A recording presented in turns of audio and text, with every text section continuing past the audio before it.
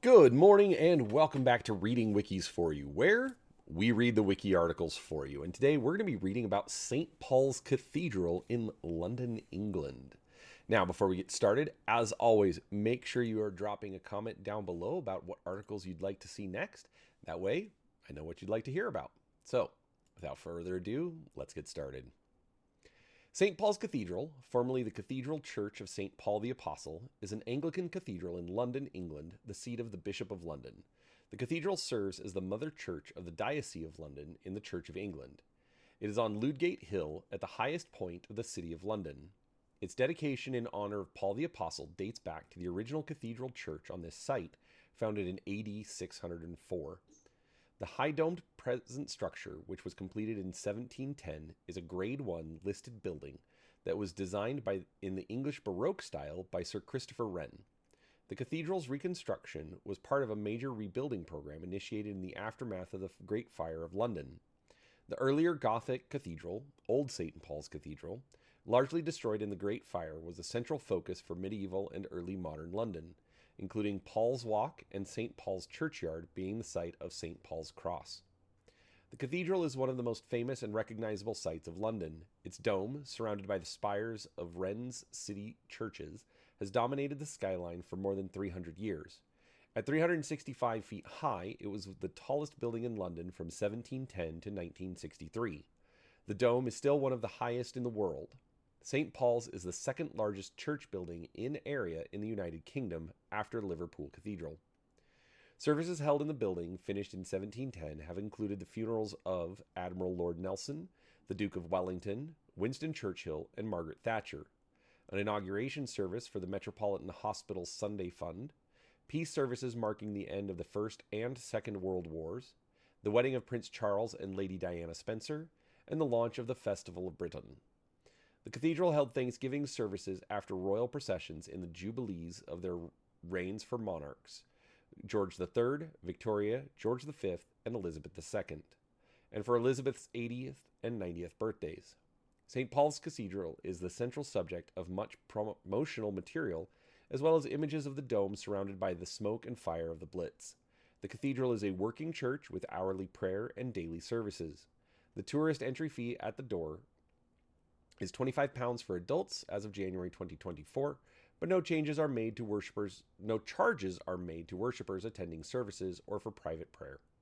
The nearest London Underground station is St. Paul's, which is 130 yards away from St. Paul's Cathedral. History. Before the cathedral.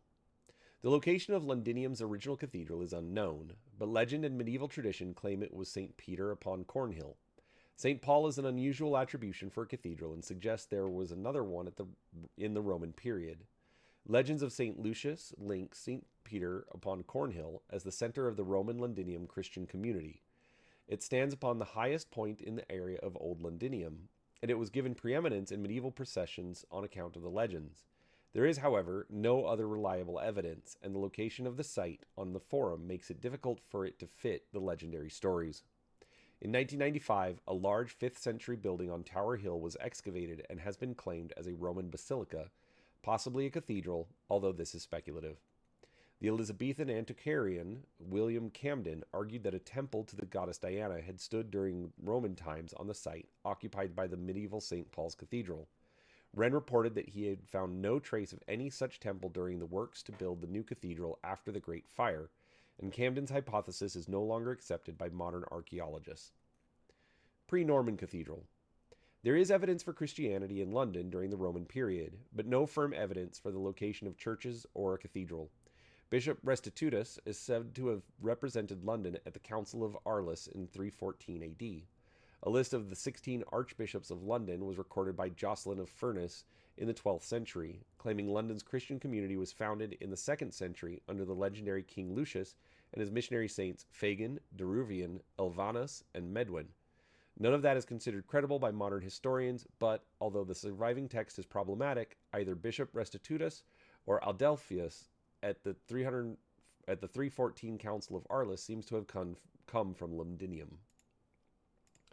Betty records that in AD 604, Augustine of Canterbury consecrated Mellitus as the first bishop of the Anglo-Saxon kingdom of the East Saxons and their king, Sabert. Saybert's uncle and overlord, Ethelbert, King of Kent, built a church dedicated to St. Paul in London as the seat of the new bishop. It is assumed, although not proved, that this first Anglo-Saxon cathedral stood on the same site as later medieval and the present cathedrals. On the death of St. Saybert in about 616, his pagan sons expelled Mellitus from London, and the East Saxons reverted to paganism. The fate of the first cathedral building is unknown. Christianity was restored amongst the East Saxons in the late 7th century, and it is presumed that either the Anglo-Saxon cathedral was restored or a new building erected as the seat of bishops such as Cedd, Wine, and Erkenwald, the last of whom was buried in the cathedral in 693. Erkenwald was consecrated the Bishop of London in 675, and is said to have bestowed great cost on the fabric, and in later times he almost occupied the place of traditionary founder. The veneration paid to him is second only to that which is rendered to St. Paul. Erkenwald would become a subject of the important high medieval poem St. Erkenwald. King Aelthred the Unready was buried in the cathedral on his death in 1016. The tomb is now lost. The cathedral was burnt with much of the city in a fire in 1087, as recorded in the Anglo-Saxon Chronicle. Old St. Paul's. The fourth St. Paul's, generally referred to as Old St. Paul's, was begun by the Normans after the 1087 fire. A further fire in 1135 disrupted the work, and the new cathedral was not consecrated until 1240. During the period of construction, the style of architecture had changed from Romanesque to Gothic, and this was reflected in the pointed arches and larger windows of the upper parts and east end of the building. The Gothic ribbed vault was constructed, like that of York Minster, of wood rather than stone, which affected the ultimate fate of the building. An enlargement program commenced in 1256. This new work was consecrated in 1300, but was not completed until 1314. During the later medieval period, St. Paul's was exceeded in length only by the Abbey Church of Cluny, and in the height of its spire only by Lincoln Cathedral and St. Mary's Church, Stralsund. Excavations by Francis Penrose in 1878 showed that it was 585 feet long and 100 feet wide. The spire was about 489 feet in height. By the 16th century, the building was deteriorating. The English Reformation under Henry VIII and Edward VI, accelerated by the Chantries Acts, led to the destruction of elements of the interior ornamentation in the chapels, shrines, and chantries. The Reformation would come to include the removal of the cathedral's collection of relics, which by the 16th century was understood to include the body of St. Erkenwald, both arms of St. Mellitus, a knife thought to belong to Jesus, hair of Mary Magdalene, blood of St. Paul, milk of the Virgin Mary, the head of St. John, the skull of Thomas Becket, the head and jaw of King Ethelbert, part of the wood of the cross, a stone of the Holy Sepulchre, a stone from the spot of the Ascension, and some bones of the 11,000 Virgins of Cologne. In October 1538, an image of St. Erkenwald, probably from the shrine, was delivered to the master of the king's jewels. Other images have survived, at least for a time. More systematic iconoclasm happened in the reign of Edward VI. The Greyfriars Chronicle reports that the rood and other images were destroyed in November 1547. During this activity, a workman died when items fell on him. In late 1549, at the height of the iconoclasm of the English Reformation, Sir Rowland Hill altered the route of his Lord Mayor's Day procession and said a de profundis at the tomb of Erkenwald. Later in Hill's mayoralty, the high altar of St. Paul's was removed overnight to be destroyed, an occurrence that provoked a fight in which a man was killed. Hill had ordered, unusually for the time, that St. Barnabas's Day would not be kept as a public holiday ahead of these events. 3 years later, by October 1553, all of the altares and chapels in Allpowle Church were taken down. In August 1553, the dean and chapter were cited to appear before Queen Mary's commissioners. Some of the buildings in the St. Paul's churchyard were sold as shops and rental properties, especially to printers and booksellers. In 1561, the spire was destroyed by a lightning strike, an event that Roman Catholic writers claimed was a sign of God's judgment on England's Protestant rulers. Bishop James Pilkington preached a sermon in response, claiming that the lightning strike was a judgment for the irreverent use of the cathedral building. Immediate steps were taken to repair the damage, with the citizens of London and the clergy offering money to support the rebuilding. However, the cost of repairing the building property was too great for a country and city recovering from a trade depression. Instead, the roof was repaired and a timber roof was put on the steeple. In the 1630s, a west front was added to the building by England's first classical architect, Inigo Jones. There was much defacing and mistreatment of the building by parliamentarian forces during the Civil War, and the old documents and charters were dispersed and destroyed. During the Commonwealth, those churchyard buildings that were razed supplied ready-dressed building material for construction projects, such as the Lord Protector's City Palace, Somerset House. Crowds were drawn to the northeast corner of the churchyard, St. Paul's Cross, where open-air preaching took place. In the Great Fire of London of 1666, Old St. Paul's was gutted. While it might have been possible to reconstruct it, a decision was taken to build a new cathedral in a modern style. This course of action had been proposed even before the fire. St. Paul's Theatre, 1575 to 1606. The St. Paul's Theatre was converted by Sebastian Westcott, the cathedral's organist from the Almoners Hall of the cathedral. The genesis and layout was similar to Blackfriars Theatre, but smaller. Music for organ was specified in a number of plays. The works were staged at the private St. Paul's Theatre by the choristers of the St. Paul's Cathedral. A boy company performed plays without any involvement of adult actors. The boy actors at St. Paul's were primarily choristers, playing to paying audiences. The boy companies were viewed as respectable, but played less frequently than the adult companies, and had little crowd trouble. The boy choristers of St. Paul's Cathedral used the Almoners Hall from 1575 until 1584. Present St. Paul's. The task of designing a replacement structure was officially assigned to Sir Christopher Wren on 30 July 1669.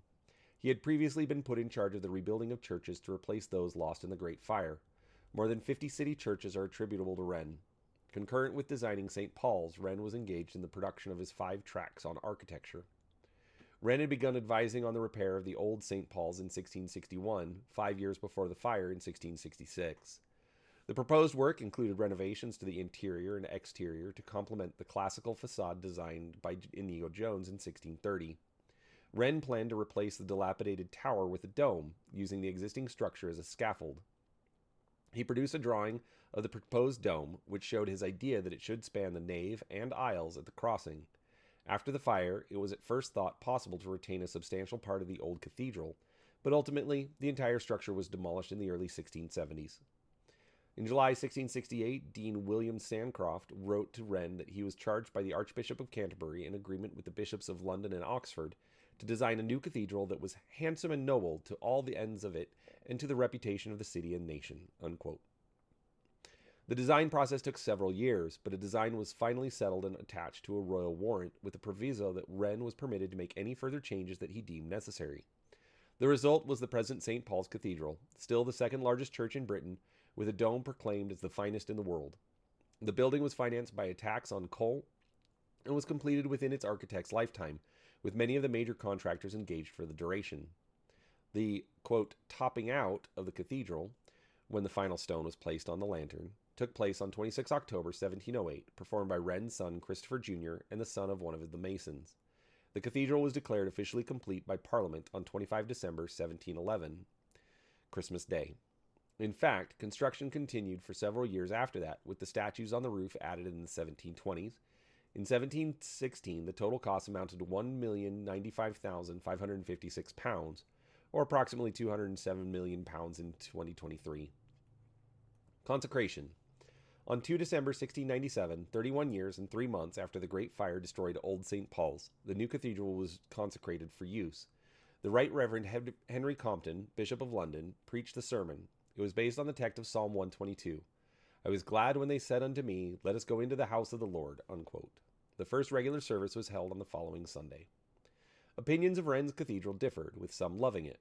Quote, "Without, within, below, above, the eye is filled with unrestrained delight." Unquote.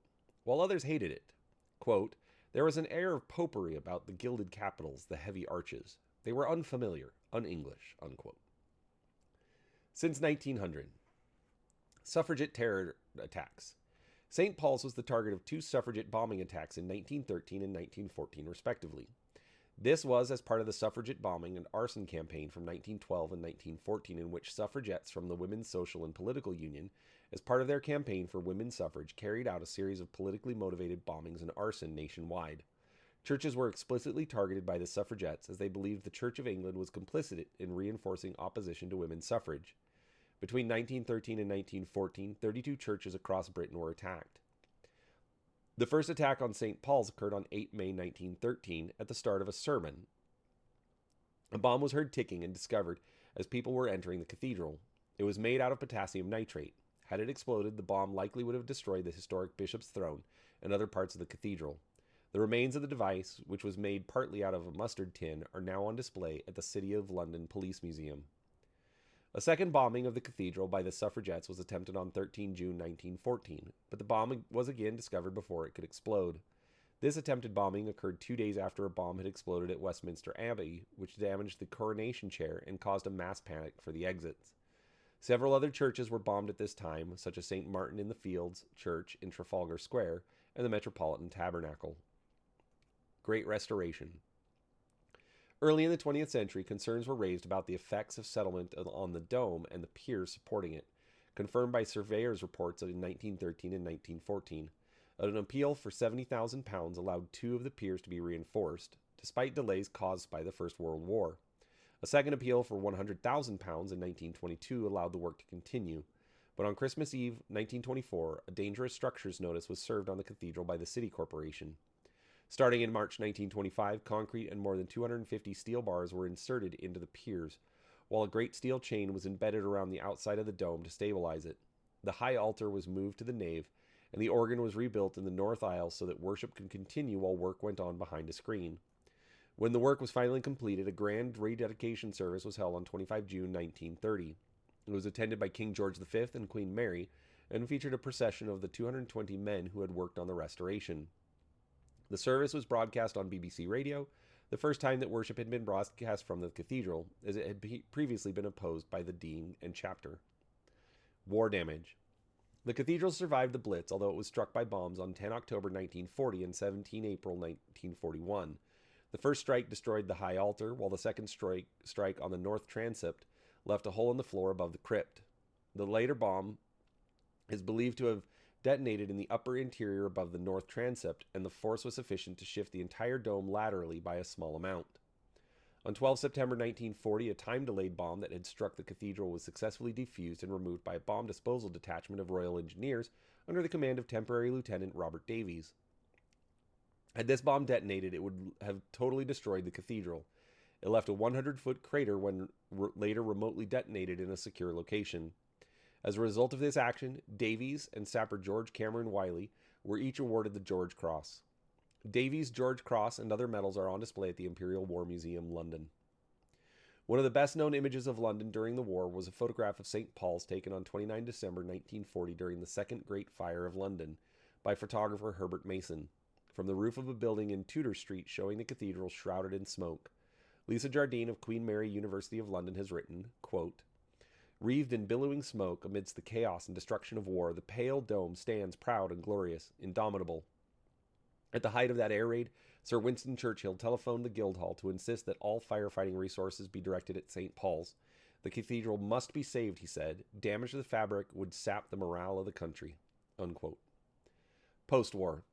A considerable amount of rebuilding and restoration of war damage was undertaken in the 1950s and 1960s, including the high altar and American Memorial Chapel completed in 1958.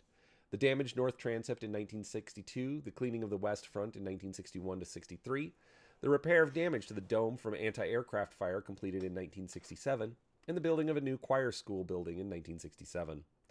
On 29 July 1981, the wedding of Prince Charles and Lady Diana Spencer was held at the cathedral. The couple selected St. Paul's over Westminster Abbey, the traditional site of royal weddings, because the cathedral offered more seating. Extensive copper, lead, and slate renovation work was carried out on the dome in 1996 by John B. Chambers. A 15-year restoration project, one of the largest ever undertaken in the UK, was completed on 15 June 2011. Occupy London. In October 2011, an Occupy London encampment was established in front of the cathedral. The cathedral's finances were affected by the ensuing closure. It was claimed that the cathedral was losing revenue of £20,000 per day.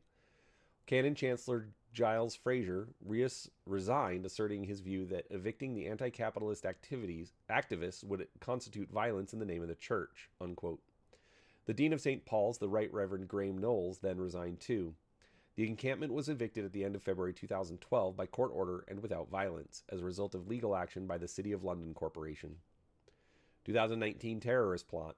On 10 October 2019, Safia Amira Sheikh, a Muslim convert, was arrested following an MI5 and Metropolitan Police investigation. In September 2019, she had taken photographs of the cathedral's interior while trying to radicalize others using the Telegram messaging software. She planned to attack the cathedral and other targets such as a hotel and a train station using explosives. Sheikh pleaded guilty and was sentenced to life imprisonment. National events. The size and location of St. Paul's has made it an ideal setting for Christian services marking great national events. The opportunity for long processions culminating in the dramatic approach up Ludgate Hill, the open area and steps at the west front, the great nave, and the space under the dome are all well suited for ceremonial occasions. St. Paul's can seat many more people than any other church in London, and in past centuries the erection of temporary wooden galleries inside allowed for congregations exceeding 10,000. In 1935, the Dean Walter Matthews wrote, quote, "No description in words can convey an adequate idea of the majestic beauty of a solemn national religious ceremony in St. Paul's. It is hard to believe that there is any other building in the world that is so well adapted to be the setting of such symbolical acts of communal worship." Unquote. National events attended by the royal family, government ministers, and officers of state include national services of Thanksgiving, state funerals, and a royal wedding. Some of the most notable examples are Thanksgiving service for the Acts of Union 1707 on 1 May 1707, state funeral of Horatio Nelson 9 January 1806, state funeral of the Duke of Wellington 18 November 1852, Diamond Jubilee of Queen Victoria 22 June 1897, Thanksgiving service for the Treaty of Versailles 6 July 1919, Silver Jubilee of George V 6 May 1935, Thanksgiving services for VE Day and VJ Day 13 May and 19 August 1945. State funeral of Winston Churchill, 30 January 1965. Silver Jubilee of Elizabeth II, 7 June 1977. Wedding of Prince Charles and Lady Diana Spencer, 29 July 1981. Golden Jubilee of Elizabeth II, 4 June 2002. Diamond Jubilee of Elizabeth II, 5 June 2012.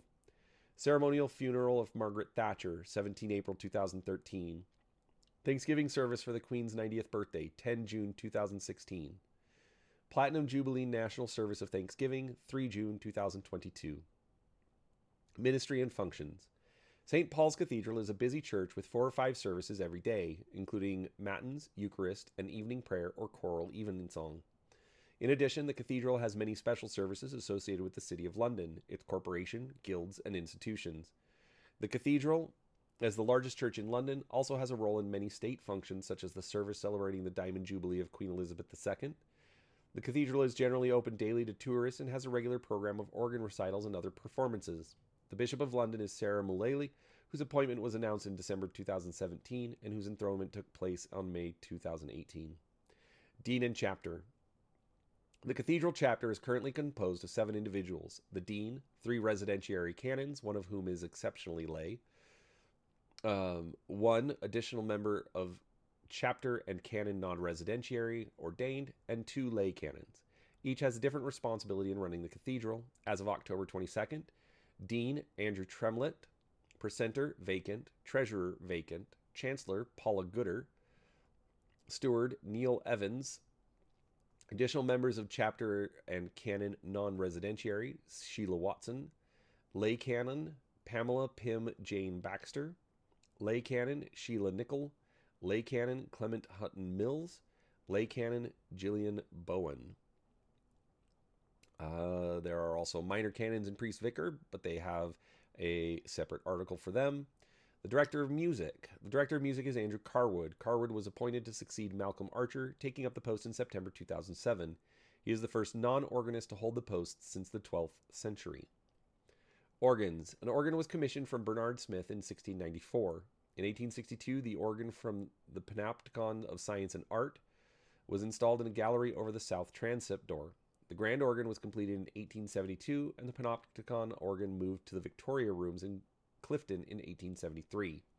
The grand organ is the 5th largest in Great Britain in terms of number of pipes, with 7,256, with 5 manuals, 136 ranks of pipes, and 137 stops. Principally enclosed in a case designed in Wren's workshop and decorated by Grinling Gibbons. The details of the organ can be found online at the National Pipe Organ Register. Choir. St. Paul's Cathedral has a full professional choir which sings regularly at services. The earliest records of the choir date from 1127. The choir historically consisted of up to 30 boy choristers, 8 probationers, and vicar's choral of 12 professional male singers.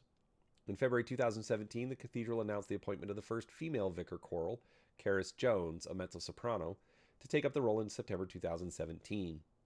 During 2022, St. Paul's Cathedral announced that it would admit girls to its choir, breaking a tradition stretching back 900 years. On 30 June 2024, when 2 girls formally joined the cathedral choir as full choristers, having undertaken specialist training in preparation, the Sunday choral evensong service officially marked this historic event. During school terms, the choir sings evensong 6 times per week, the service on Mondays being sung by a visiting choir, or occasionally said, and that on Thursdays being sung by the vicar's choral alone. On Sundays, the choir also sings at Matins and the 11:30 a.m. Eucharist. Many notable musicians have been organists, choir masters, and choristers at St. Paul's Cathedral, including the composers John Redford, Thomas Morley, John Blow, Jeremiah Clark, Maurice Green, and John Stainer, while well-known performers have included Alfred Dealer, John Shirley Quirk, and Anthony Way, as well as the conductors Charles Groves and Paul Hillier and the poet Walter de la Mare. Wren's Cathedral. Development of the design. In designing St. Paul's, Christopher Wren had to meet many challenges. He had to create a fitting cathedral to replace Old St. Paul's as a place of worship and a landmark within the City of London. He had to satisfy the requirements of the church and the tastes of the royal patron, as well as respecting the essentially medieval tradition of English church building, which developed to accommodate the liturgy. Wren was familiar with contemporary Renaissance and Baroque trends in Italian architecture and had visited France, where he studied the work of Francois Mansart. Wren's design developed through 5 general stages. The first survives only as a single drawing and part of a model. The scheme, usually called the first model design, appears to have consisted of a circular domed vestibule, possibly based on the Pantheon in Rome, and a rectangular church of basilica form. The plan may have been influenced by the Temple Church. It was rejected because it was not thought stately enough. Wren's second design was a Greek cross, which was thought by the clerics not to fulfill the requirements of Anglican liturgy. Wren's third design is embodied in the Great Model of 1673. The model, made of oak and plaster, cost more than £500, or approximately £32,000 today, and is more than 13 feet tall and 21 feet long. This design retained the form of the Greek cross design, but extended it with a nave. His critics, members of a committee commissioned to rebuild the church, and clergy decried the design as too dissimilar to other English churches to suggest any continuity within the Church of England. Another problem was that the entire design would have to be completed all at once because of the 8 central piers that supported the dome, instead of being completed in stages and open for use before construction finished, as was customary. The Great Model was Wren's favorite design. He thought it a reflection of Renaissance beauty. After the Great Model, Wren resolved not to make further models and not to expose his drawings publicly, which he found did nothing but, quote, lose time and subject his business many times to incompetent judges, unquote. The Great Model survives and is housed within the cathedral itself. Wren's fourth design is known as the Warrant design because it received a royal warrant for the rebuilding. In this design, Wren sought to reconcile Gothic, the predominant style of English churches, to a, quote, better manner of architecture, unquote. It has the longitudinal Latin cross plan of a medieval cathedral. It is of 1.5 stories and has classical porticos at the west and transept ends, influenced by Inigo Jones's addition to Old St. Paul's. It is roofed at the crossing by a wide, shallow dome supporting a drum with a second cupola from which rises a spire of 7 diminishing stages. Von Hart has suggested that some influence in the design of the spire may have been drawn from the original pagoda. Not used at St. Paul's, the concept was applied to the spire of St. Bride's, Fleet Street. This plan was rotated slightly on its site so that it aligned not with true east-west, but with sunrise on Easter of the year construction began. This small change in configuration was informed by Wren's knowledge of astronomy. Final design. The final design as built differs substantially from the official warrant design. Wren received permission from the king to make, quote, ornamental changes, unquote, to the submitted design, and Wren took great advantage of this. Many of these changes were made over the 30 years as the church was constructed, and the most significant was to the dome.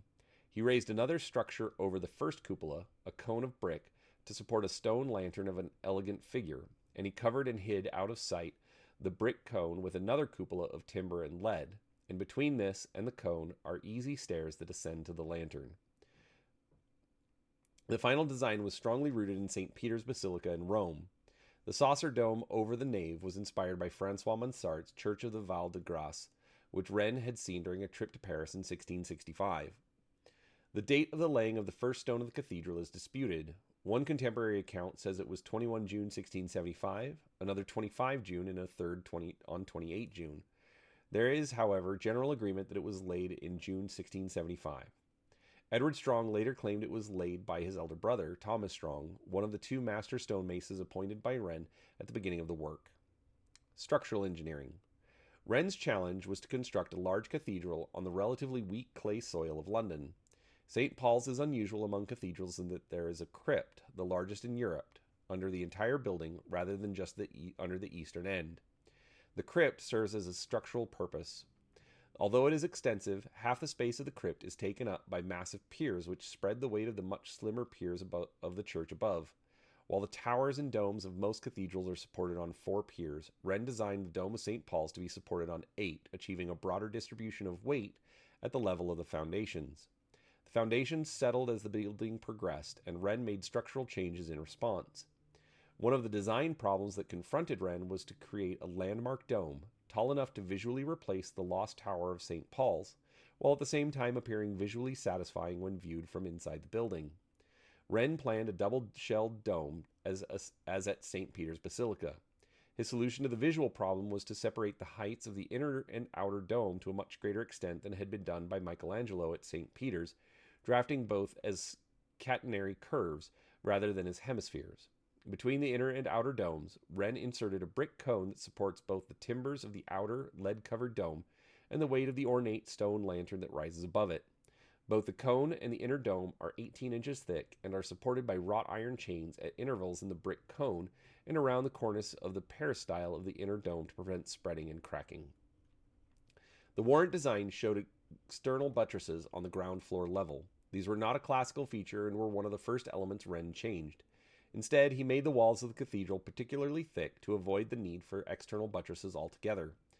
The clerestory and vault are reinforced with flying buttresses, which were added at a relatively late stage in the design to give extra strength. These are concealed behind the screen wall of the upper story, which was added to keep the building's classical style intact, to add sufficient visual mass to balance the appearance of the dome, and which, by its weight, counters the thrust of the buttresses on the lower walls. Designers, builders, and craftsmen. During the extensive period of design and rationalization, Wren employed Nicholas Hawksmoor from 1684 as his principal assistant. Between 1696 and 1711, William Dickinson was measuring clerk. Joshua Marshall, until his early death in 1678, and Thomas and his brother Edward Strong were master masons, the latter two working on the construction for its entirety. John Langland was the master carpenter for more than 30 years. Grinling Gibbons was the chief sculptor, working in both stone on the building itself, including the pediment of the north portal, and wood on the internal fittings. The sculptor Caius Gabriel Cibber created the pediment of the south transept, while Francis Bird was responsible for the relief in the west pediment depicting the conversion of St. Paul, as well as the 7 large statues on the west front.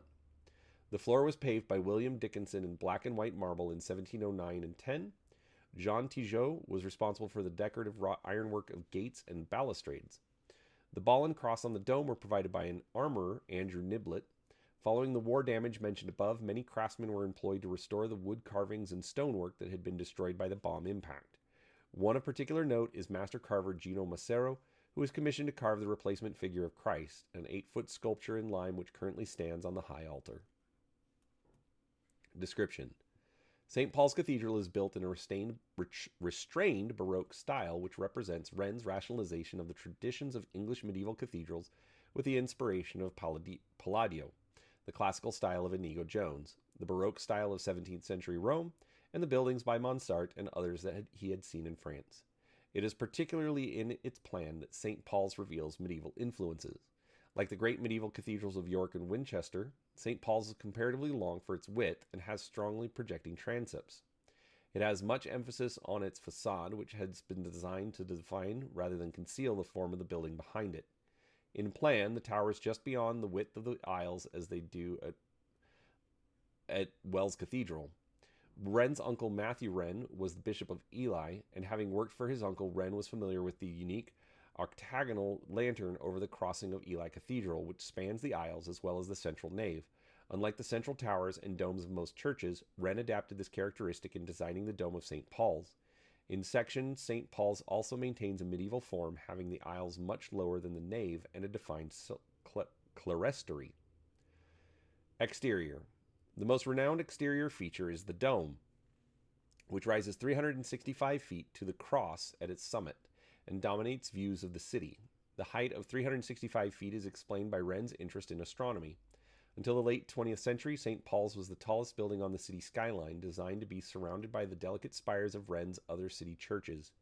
The dome is described by Sir Bannister Fletcher as, quote, probably the finest in Europe, unquote, by Helen Gardner as, quote, majestic, unquote, and by Sir Nicholas Pevsner as, quote, one of the most perfect in the world, unquote. Sir John Summerson said that Englishmen and, quote, even some foreigners, unquote, consider it to be without equal. Dome. Wren drew inspiration from Michelangelo's dome of St. Peter's Basilica and that of Monsart's Church of the Val de Grace, which he had visited. Unlike those of St. Peter's and Val de Grace, the dome of St. Paul's rises in two clearly defined stories of masonry, which together with a lower unadorned footing equal a height of about 95 feet.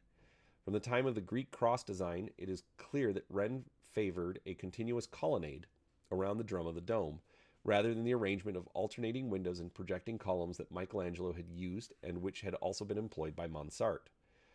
Summerson suggests that he was influenced by Bramante's Tempietto in the courtyard of San Pietro in Montorio in the finished structure. Wren creates a diversity and appearance of strength by placing niches between the columns on every fourth opening. The peristyle serves to buttress both the inner dome and the brick cone which rises internally to support the lantern. Above the peristyle rises the second stage, surrounded by a balustraded balcony called the Stone Gallery. This attic stage is ornamented with alternating pilasters and rectangular windows, which are set just below the cornice, creating a sense of lightness. Above this attic rises the dome, covered with lead and ribbed in accordance with the spacing of the pilasters. It is pierced by 8 light wells just below the lantern, but these are barely visible. They allow light to penetrate through the openings in the brick cone, which illuminates the interior apex of this shell, partly visible from within the cathedral through the ocular opening of the lower dome. The lantern, like the visible masonry of the dome, rises in stages. The most unusual characteristic of this structure is that it is of a square plan rather than circular or octagonal. The tallest stage takes the form of a tempietto, with 4-columned porticos facing the cardinal points. Its lowest level is surrounded by the Golden Gallery, and its upper level supports a small dome from which rises a cross on a golden ball. The total weight of the lantern is about 850 tons. West Front. For the Renaissance architect designing the west front of a large church cathedral, the universal problem was how to use a facade to unite the high central nave with the lower aisles in a visually harmonious whole.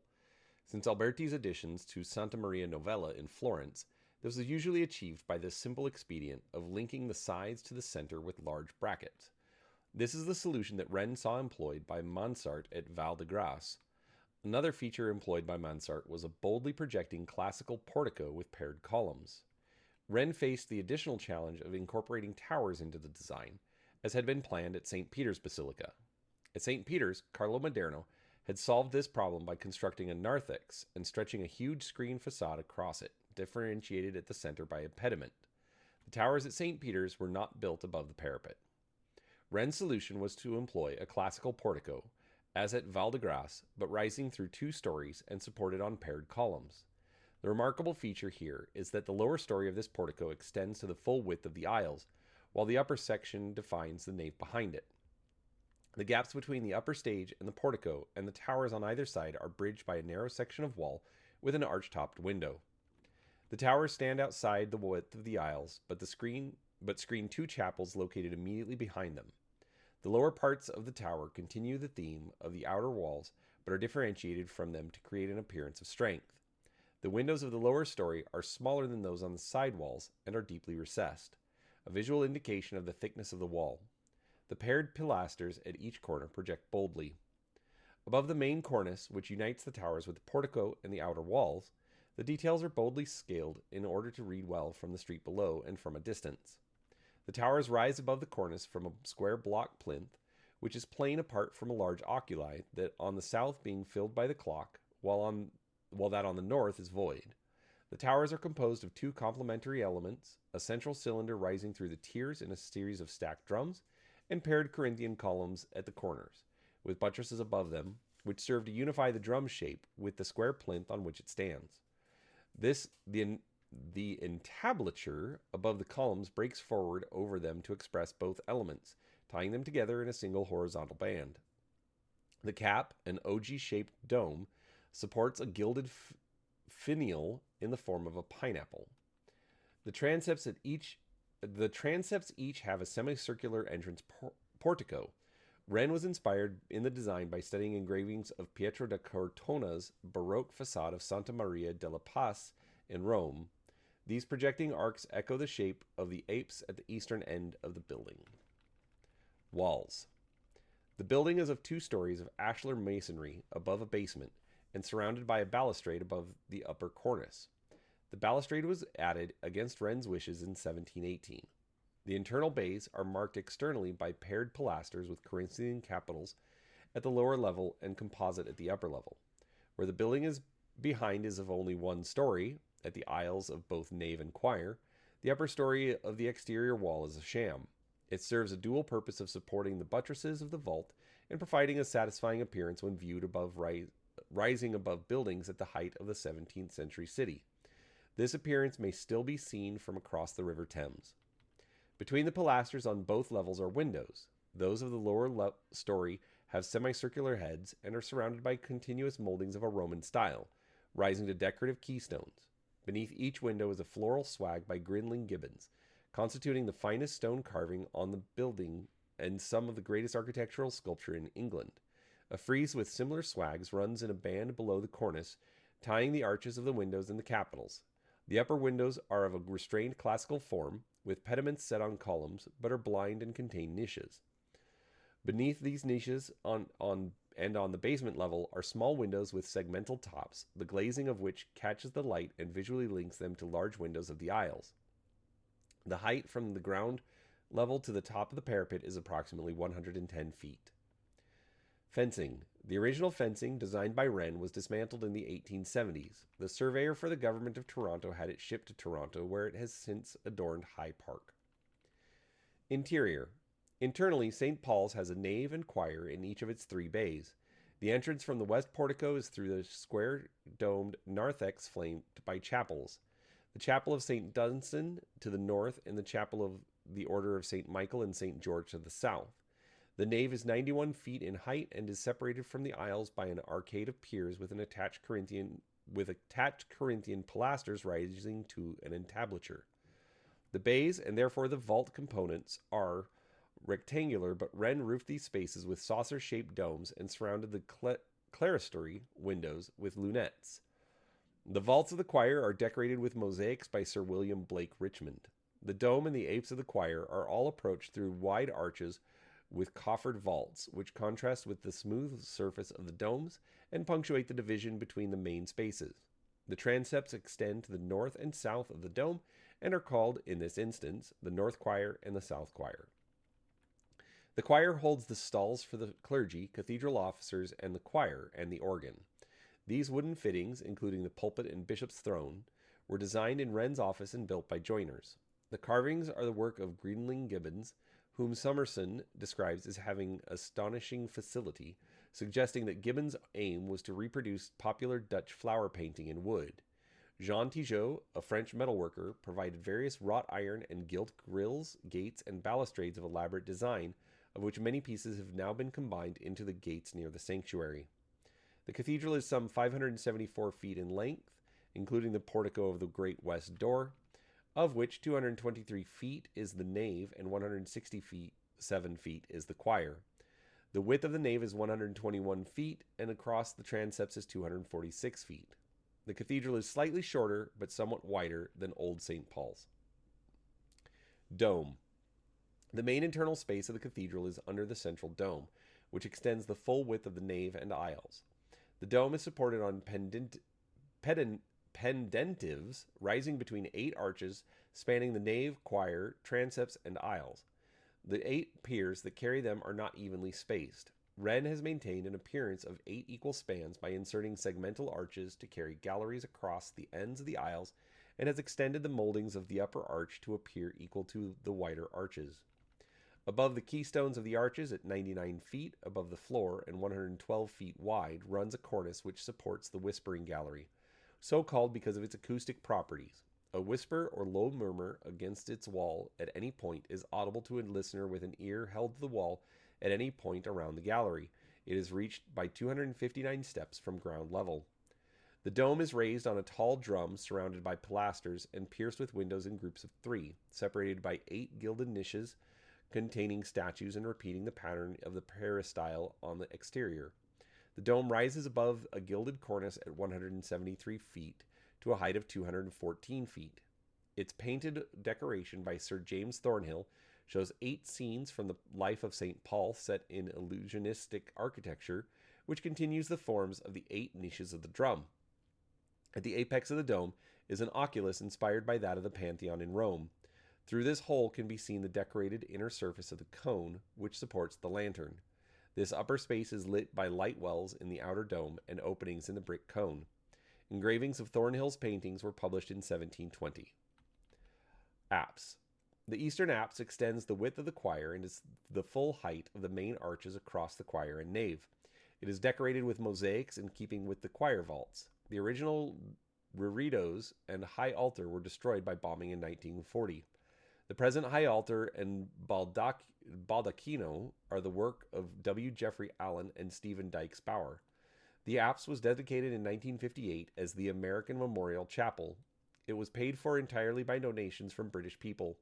The Roll of Honor contains the names of more than 28,000 Americans who gave their lives while on their way to or stationed in the United Kingdom during the Second World War. It is in front of the chapel's altar.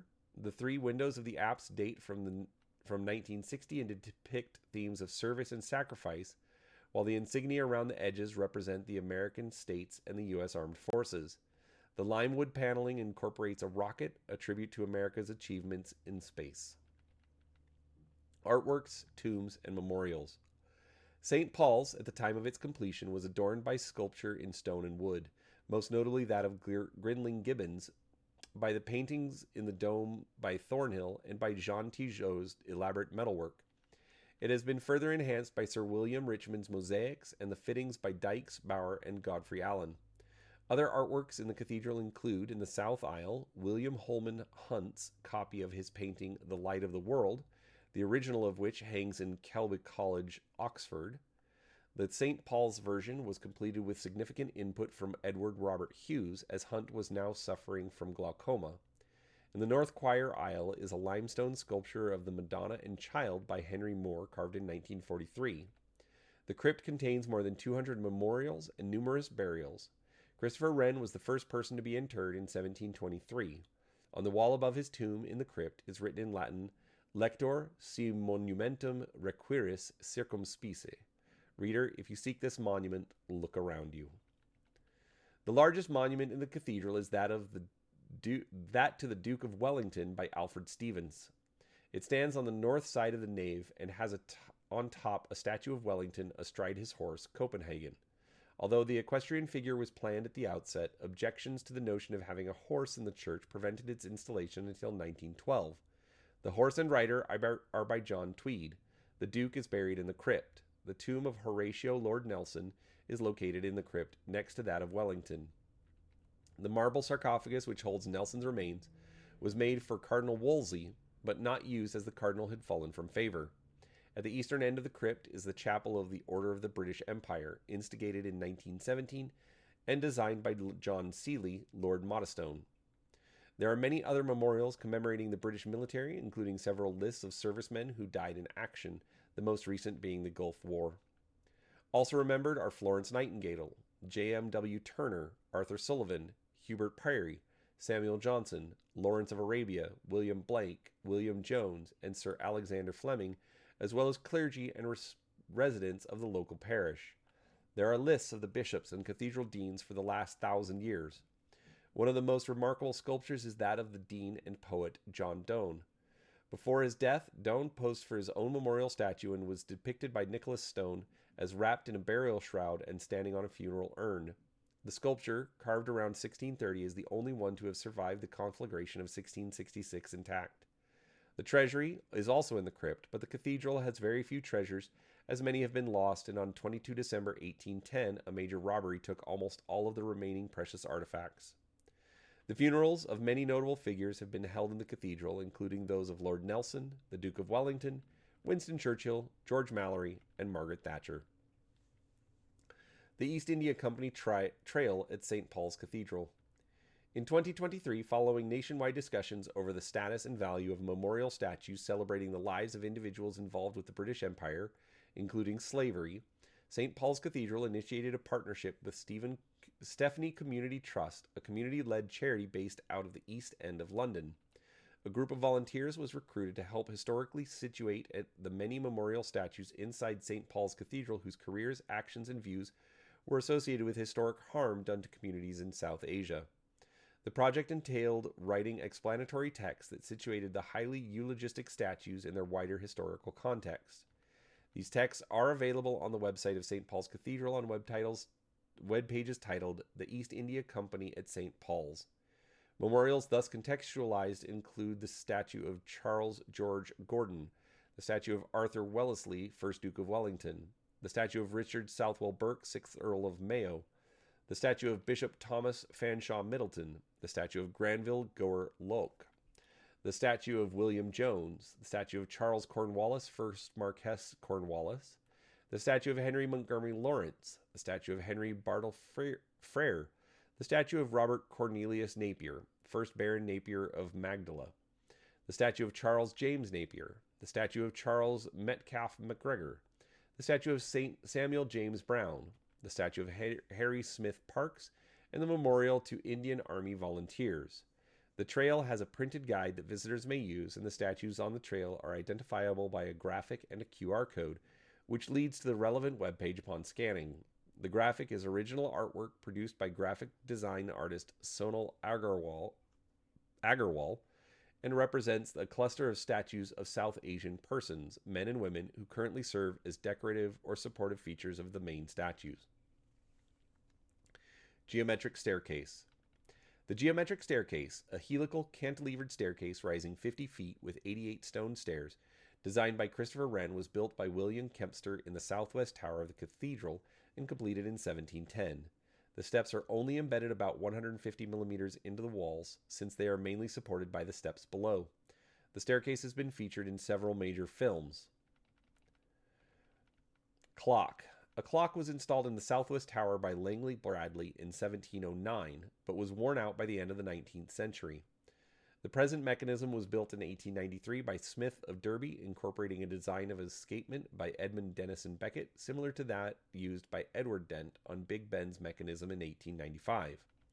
The clock mechanism is 19 feet long and is the most recent of the clocks introduced to St. Paul's Cathedral over the centuries. Since 1969, the clock has been electrically wound with equipment designed and installed by Smith of Derby, relieving the clock custodian from the work of cranking up the heavy drive weights. Great Paul. The southwest tower also contains 4 bells, of which Great Paul, cast in 1881 by J.W. Taylor of Taylor's Bell Foundry of Loughborough, at 16.5 long tons, was the largest bell in the British Isles until the casting of the Olympic bell for the 2012 London Olympics. Although the bell is traditionally sounded at 1 p.m. each day, Great Paul has not been rung for several years because of a broken chiming mechanism. In the 1970s, the fastening mechanism that secured the clapper had fractured, sending both through the clock mechanism below and causing damage that cost £30,000 to repair.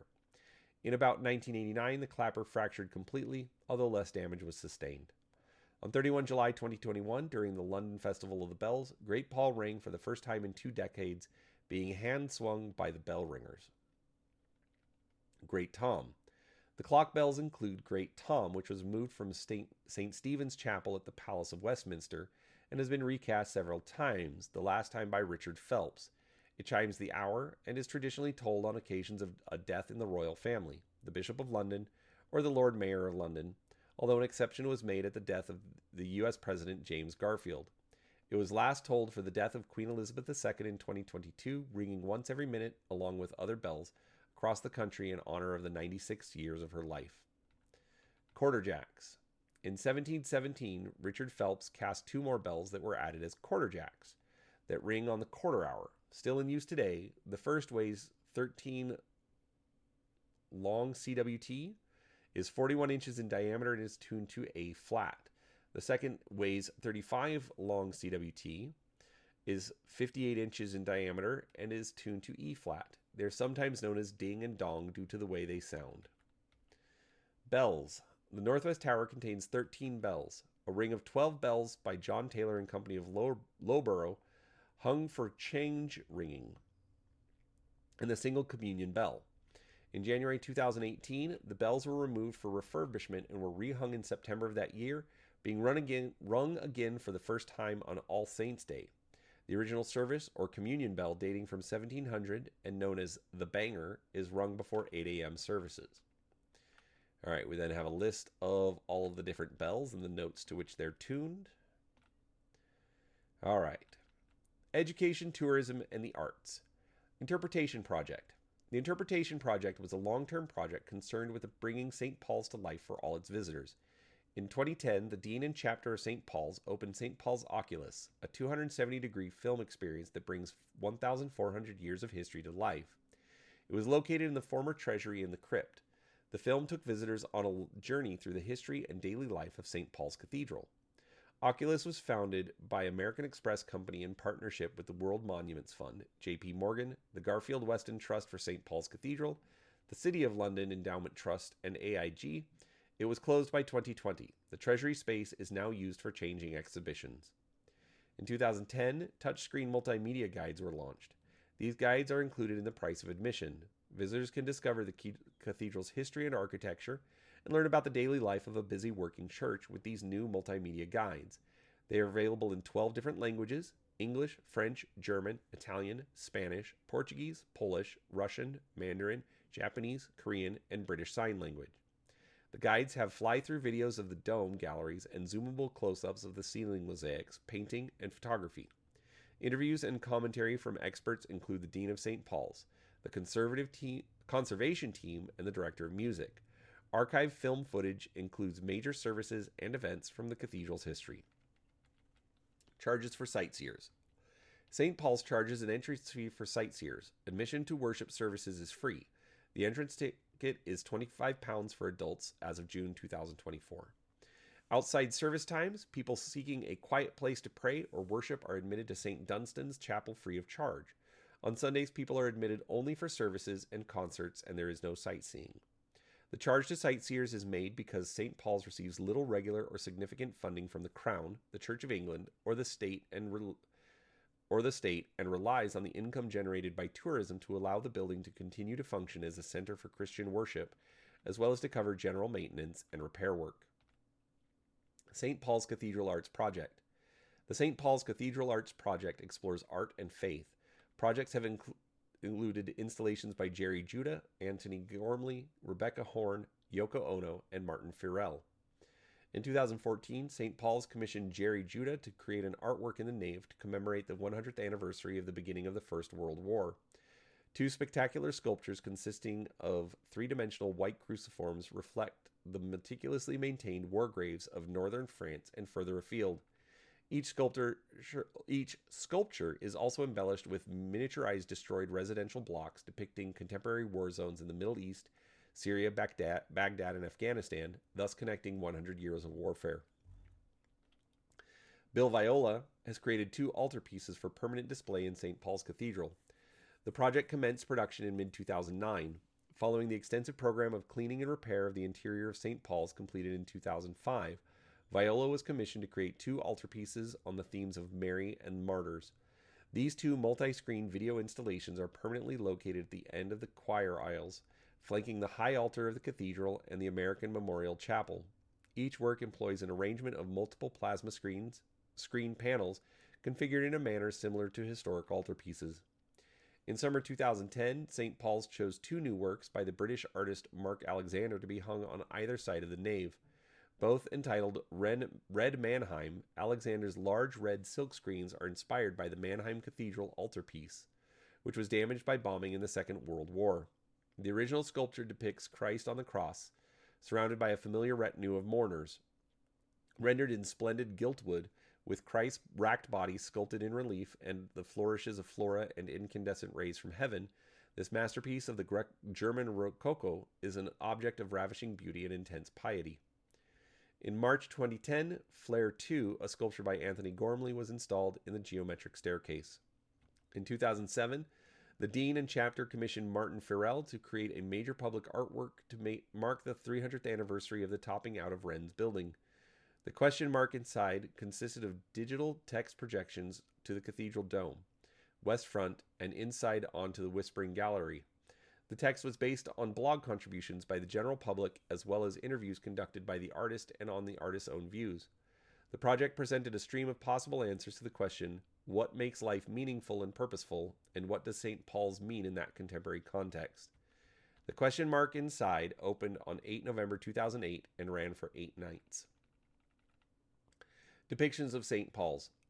St. Paul's Cathedral has been depicted many times in paintings, prints, and drawings. Among the well-known artists to have painted it are Canaletto, Turner, Daubigny, Pissarro, Signac, Derain, and Lloyd Rees. We then have some of these paintings of St. Paul's. Photography and portrayal in fiction. St. Paul's Cathedral has been the subject of many photographs, including the iconic image of the dome surrounded by smoke during the Blitz. It has also been used in games, films, and TV programs. Either as the focus of the film, as in the episode of Climbing Great Buildings, as a feature of the film, as in Mary Poppins, as an incidental location such as Wren's geometric staircase in the Southwest Tower, which has appeared in several films including Harry Potter and the Prisoner of Azkaban, or as a playable location in the 1998 video game Tomb Raider 3. Films which include St. Paul's has been depicted include St. Paul's Cathedral, 1942, a wartime documentary film for the British Council, the final part of which shows bomb damage in and around St. Paul's.